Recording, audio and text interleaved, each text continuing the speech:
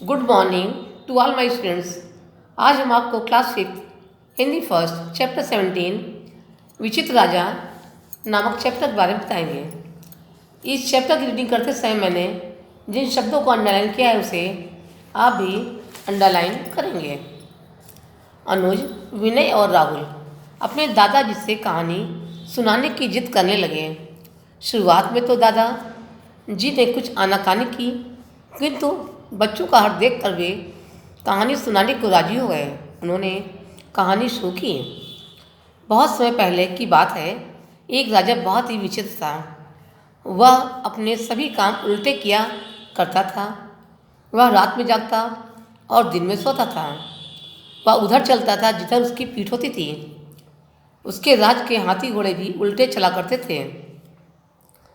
उल्टा चलने के कारण तो वह रोज रोज टकराता भी होगा, विनय ने पूछा। दादाजी बोले, अब ऐसे काम करेगा तो टकराएगा भी। वह रोज टकराता और चोट खाता था।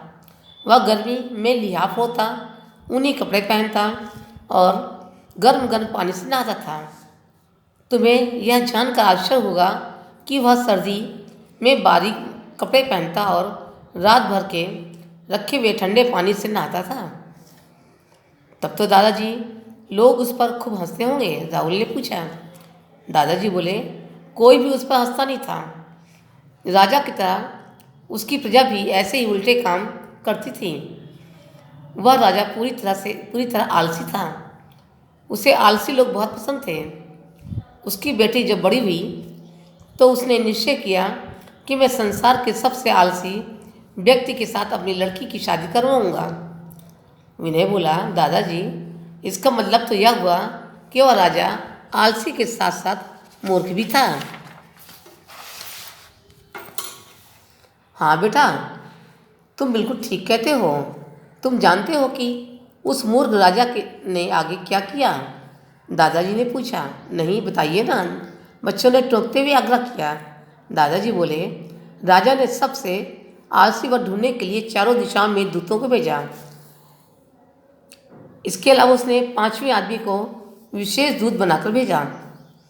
1 वर्ष बाद पूर्व दिशा से पहला दूत लौटा। वह राजा को प्रणाम करके बोला, महाराज, मैंने सबसे आलसी राजकुमार को ढूंढ लिया है। एक राजकुमार एक गड्ढे के किनारे लेटा हुआ है। उसका एक पैर कीचड़ में पड़ा है और दूसरा जमीन पर। पूछने में पता चला कि वह आलस कर अपना पैर कीचड़ से बाहर नहीं निकाल पाता। वह 6 महीने से इसी हालत में पड़ा है। दूध की बात सुनकर राजा ने कहा, वाह, यह तो सचमुच आलसी राजकुमार है। मंत्री जी, आप फौरन उसका नाम और पता लिख लीजिए। तभी दक्षिण दिशा से गया हुआ दूसरा दूत लौट आया। दूत ने राजा को बताया, महाराज, आपके कहे अनुसार मैंने दक्षिण दिशा में सबसे आलसी राजकुमार को ढूंढ लिया है। उसने 25 सालों से हजामत नहीं बनवाई। उसकी दाढ़ी मूछ दोनों बढ़कर महल से बाहर नगरी में दूर दूर तक फैल गई है। वे इतनी घनी है कि नगर के लोगों को अक्सर बादल छाने का भ्रम हो जाता है।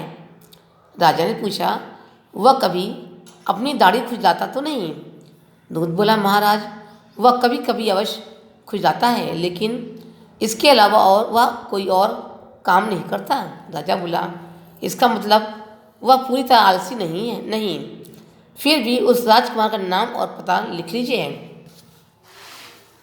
कुछ समय बाद पश्चिम दिशा से तीसरा दूत भी आ गया।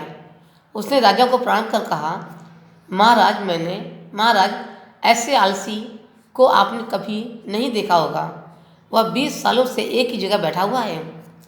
वहाँ से तनिक भी नहीं हिलता, बस बैठे बैठे सलाह देता रहता है। एक बार उसके घर में आग लग गई, तब भी वह अपने स्थान से हिला नहीं। उसकी दाढ़ी मूछ, कपड़े और शरीर जल गए, फिर भी वह टस से मस नहीं हुआ। अधजली हालत में उसे दूसरे लोगों ने ही आग से बाहर निकाला। राजा बोला, सचमुच आलसी हो तो ऐसा हो। मुझे लगता है कि यही वर राजकुमार की योग है, पर अभी चौथे दूत से भी खबर लेनी है, तभी फैसला किया जाएगा। तभी चौथा दूत आ गया और बोला, प्रणाम महाराज, मैंने सारी उत्तर दिशा छान मारी, तब कहीं जाकर राजकुमारी की योग सबसे आलसी वर मिला है। वह आपको अवश्य पसंद आएगा। वह एक बाग में लेटा हुआ है। पेड़ से जो फल टपक कर उसके मुंह में गिर जाता है वह उसे खा लेता है, लेकिन पेट या छाती पर गिरे फलों को खाने की तकलीफ नहीं करता। पिछले 25 वर्षों से वह एक ही स्थान पर लेटा हुआ है। उसके पेट, छाती और मस्तक पर धूल मिट्टी की मोटी परतें जम गई हैं। राजा की आज्ञा से मंत्री ने उस आलसी का भी नाम पता लिख लिया। यह बात चली रही थी कि पांचवा विशेष दूत भी आ गया।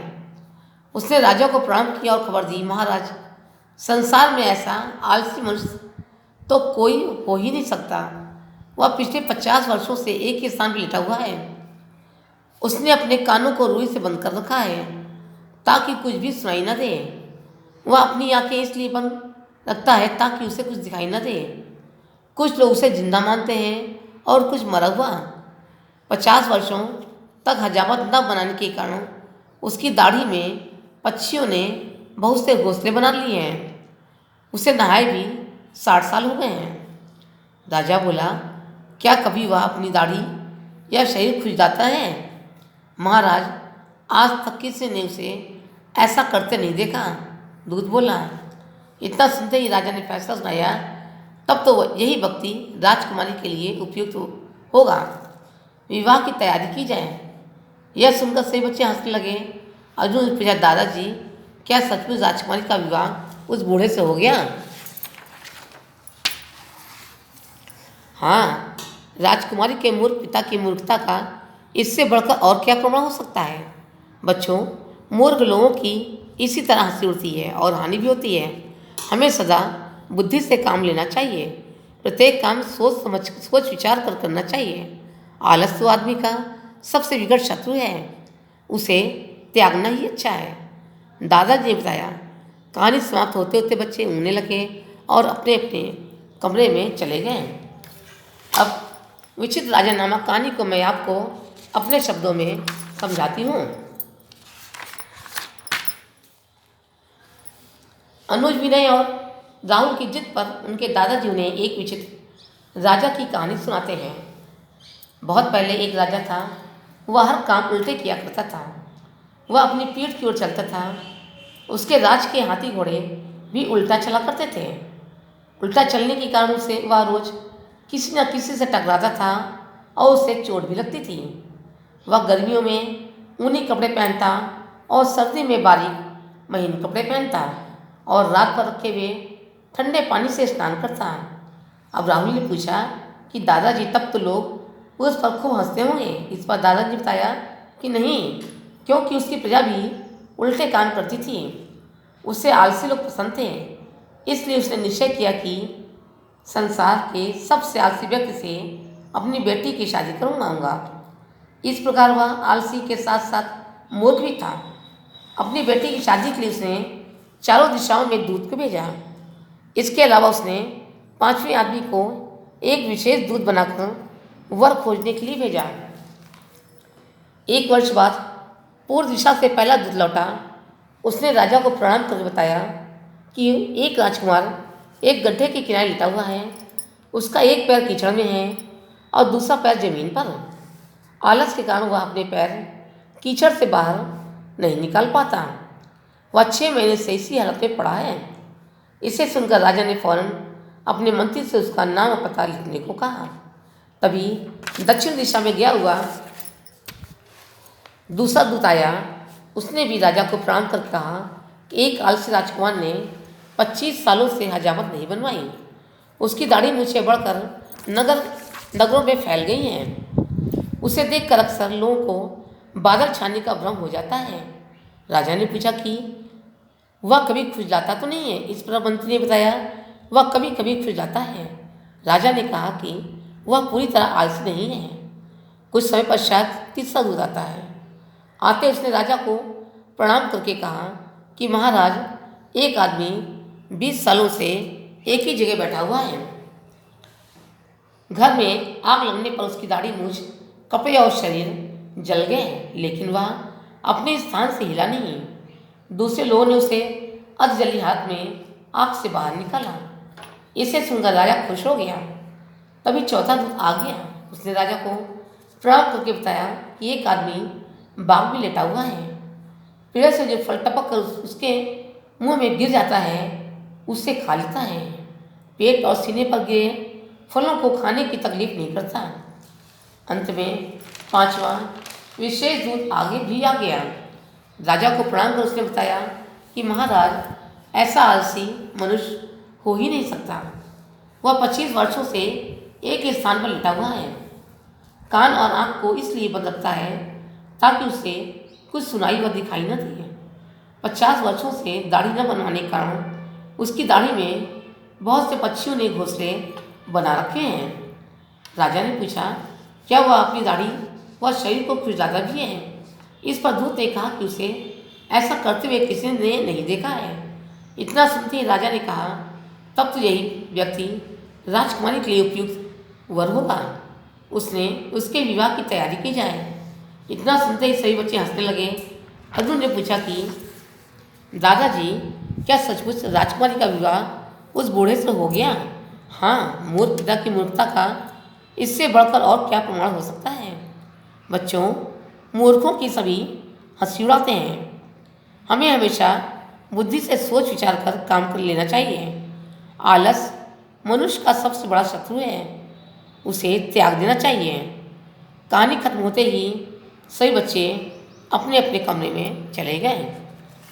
इस चैप्टर का शब्दार्थ आप लोग अपनी नोटबुक पे लिखेंगे। आइए अब हम अभ्यास कार्य करते हैं। गा, किसने किससे कहा? किसने कहा, किससे कहा?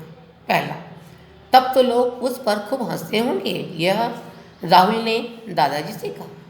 दूसरा, महाराज, ऐसे आलसी को आपने कभी नहीं देखा होगा। यह तीसरे दूत ने राजा से कहा। तीसरा, पिछले 25 सालों से वह एक के स्थान पर लेटा हुआ है। यह चौथे दूत ने राजा से कहा। चौथा, आलस तो आदमी का सबसे विकट शत्रु है। यह दादाजी ने बच्चों से कहा। गा, सही उत्तर पर सही का चिन्ह लगाइए। पहला, शुरुआत में कहानी सुनाने में दादाजी ने क्या किया? आनाकानी की। दूसरा, राजा को कैसे लोग पसंद थे? आलसी। तीसरा, पहला दूत किस दिशा से लौटा था? पूर्व दिशा से। अंगा, रिक्त स्थान भरिए। विशेष, आलसी, दादाजी, एक। पहला, राजा के पास पहला दूत डैश वर्ष बाद लौटा, एक। दूसरा, राजा ने दूतों को सबसे डैश वर को ढूंढने के लिए भेजा, आलसी। तीसरा, राजा के 4 दूतों के अलावा एक डैश दूत भी भेजा गया। राजा ने 4 दूतों के अलावा एक डैश दूत भी भेजा था, विशेष। चौथा, बच्चों को कहानी डैश दादाजी सुना रहे थे। चौथा, बच्चों को कहानी डैश सुना रहे थे दादाजी। इस चैप्टर के प्रश्नोत्तर की फोटो आपको होमवर्क में दे दी जाएगी। आज की कक्षा में बस इतना ही। धन्यवाद।